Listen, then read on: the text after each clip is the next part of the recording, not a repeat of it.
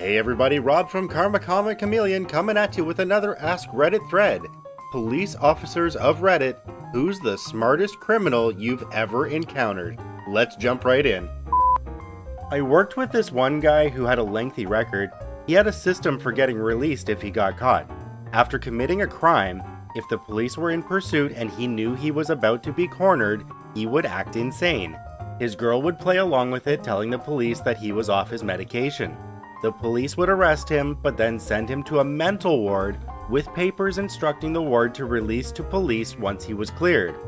Once he was in the mental ward, he would cause a distraction that would make the person attending the desk with a file cabinet to leave said cabinet.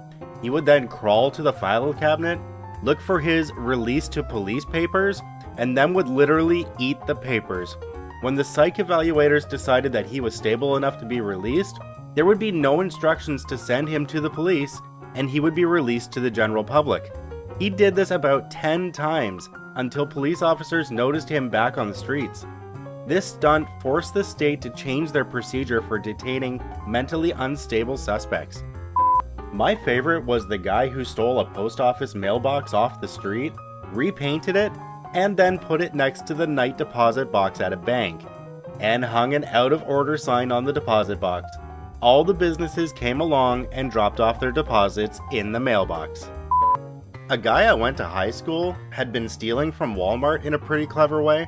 He would grab video games, MP3 players, beer, etc., and throw them away in a trash can in the garden section. The workers never checked the trash contents, and he would just wait, sometimes 5 hours, until they emptied the trash in the back dumpster and hop in to get his items.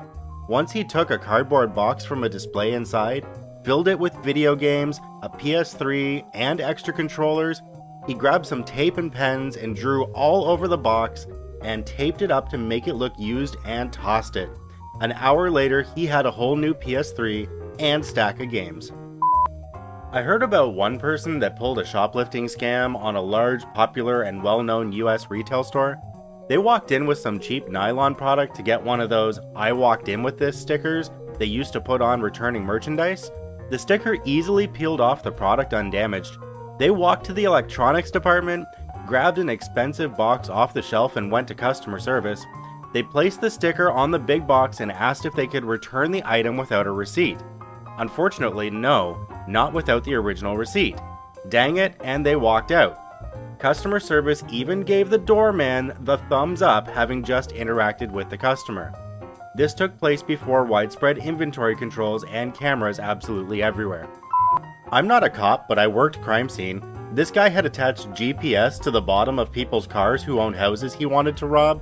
He did it to ensure they wouldn't be showing up while he was ransacking the place. There's one guy I recently dealt with who was on parole. I stopped him in my city after he was looking to buy drugs. Usually people come from all over to buy drugs and then leave. I issue him a warning and let him go, as it's pretty common, and he sang like a bird regarding the people he was trying to buy from. Anyway, the next day I got a call from his parole officer who says he was alerted this guy was pulled over and wanted to verify that it was his guy that I stopped. I'm a little confused at first, but he goes on to say that the day before, he was scheduled to meet with him, but he had an excuse and bailed. His excuse was that he was in the hospital. Well, when he spoke with him the following day, he was able to provide documentation that he had entered the hospital day 1 and had left day 2. Well, I had stopped him at 1:15 in the morning, and after looking at the picture, it was 100% him. Turns out the guy had checked in, then out of the hospital on day 1, then in and out again on day 2. He then rearranged half the paperwork to make it look like he was in the hospital overnight, which would have made my car stop of him appear like I mixed him up with someone else, as well as give him a valid excuse to miss their meeting. Not sure what's going to happen to that guy, but I thought it was pretty clever. This was in the late 90s, early aughts. A guy in my dorm came to school solely to deal drugs. He took out student loans, registered for a bunch of 300-person freshman survey courses where he would never be missed, then literally never went to class. All he did was go to raves and concerts and keggers and sell party drugs. After the first semester, he was suspended. He wrote the usual, "I was young and dumb and in over my head" sob story, and got put on probation for a semester. So he had a repeat of the fall. At the end of the year, he was kicked out and didn't care. He made something on the order of $150,000 in return for about $8,000 in student loans to cover a year of housing and tuition. So far as I know, he was never caught. It may have been a short-sighted maneuver in the long run, but in the short run, it seemed fairly genius to effectively use federal loans to start your drug business. I remember an officer telling me about a B&E alarm he and his team responded to. No one was there to report the alarm. It must have been a security monitoring company that called. When police showed up, everything seemed normal, most lights were off, and there was an employee still working. Explained he was there working late and must have set off an alarm. They almost believed him until he said, before saying the name of the company he worked for. After that, it was downhill, but with a little more research, he would have pretty much gotten away with it. Working in a home improvement store when younger, this guy came in, went to the snowblowers, took one and went to the return desk. Said he wanted to return it but had no receipt. They told him you need a receipt, so he says, okay, I'll be back, and wheels it off to car through the front door.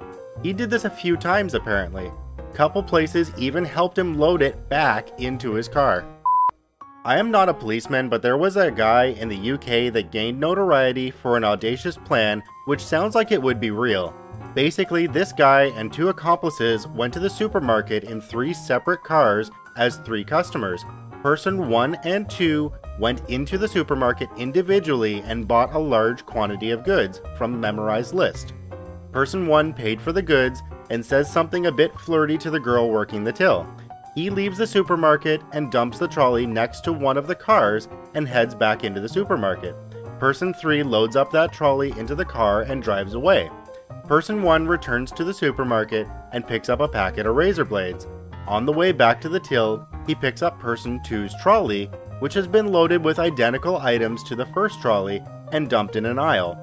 Person 2 has already left the supermarket by then, and Person 1 now has everything he needs to go back to the same till, flirt again with the same lady, explain he forgot the razor blades, and pay for them. If anyone stops him or suspects that he has not paid for the groceries, he has a receipt in his pocket with the correct items, an appropriate time and date, a member of staff that remembers him, and all the evidence is in his favor so he can prove he paid for a massive trolley full of stolen items. All 3 people in the scheme remained separate but wore identical clothes, so even when reviewing the CCTV, there would be no point where you see multiple people. The big giveaway to this scam was that the first trolley full of shopping would have been put into carrier bags, so the second trolley would look different, but now the UK charges for carrier bags and assumes you will bring canvas bags and reuse them, so it's completely normal to leave the supermarket with unbagged goods and put the items into bags that you have in the boot of your car. There's folklore to this story, but I remember thinking it's an impressive criminal mind to come up with that idea. Most of them are really stupid, so this guy isn't a criminal mastermind, but here goes. He wanted to rob a jeweler's on our city's main street, so he found out the flat beside the jeweler's was empty and he hid there. For 2 weeks he triggered the alarm on purpose several times a night. Massive headache for the police and the business. We turned up to see nothing there. Nothing on cameras. Thought it was just a fluke, so the jewelers turned off the alarm system and said they'd wait until the morning to get a new one installed or that one rewired because something wasn't right. As soon as he heard that and the police leaving, he tore down the wall, he'd already been working on this apparently, and robbed the place taking his sweet time. Escaped without anyone noticing for hours, until the jewelers came back in the morning. Then he tried to resell something he stole which had a serial number on it and got caught. So not that smart after all. Good effort though. A French thief who spent 10 years in prison became a comedian when he got out. One of his stories: finds a building, goes in, chooses a floor, and transforms the exit door into an extra apartment. Puts the apartment number, fake lock, welcome rug, etc. Puts an iPhone up for sale. The person comes to buy it. He opens the door in a shower robe and says, "Give me 1 second, I'm just going to count the money." And poof, he's gone from the exit stairs. A friend of my brother moved to Israel, where for a period of time it was or is acceptable to drive with an American driver's license. He was pulled over for speeding, and when asked for his license, gave the officer his Costco card. Costco is a membership-based retail warehouse in the US and a few other countries. The exchange apparently went something like this. Officer, Costco, what is Costco? Friend, it's the state I'm from. Officer, that sounds made up. Friend, there are lots of states you probably haven't heard of. Have you heard of Arkansas? How about Idaho? Officer, well, I guess not. Friend, well, I'm from the small state of Costco. The officer didn't have a response and wound up writing the ticket to someone with a Costco driver's license. Friend framed the ticket and still has it hanging on his wall. Once again, everyone, thank you for watching. This is Rob from Karma Comic Chameleon saying subscribe, like, and share the video if you enjoyed it, and we'll see you in the next one.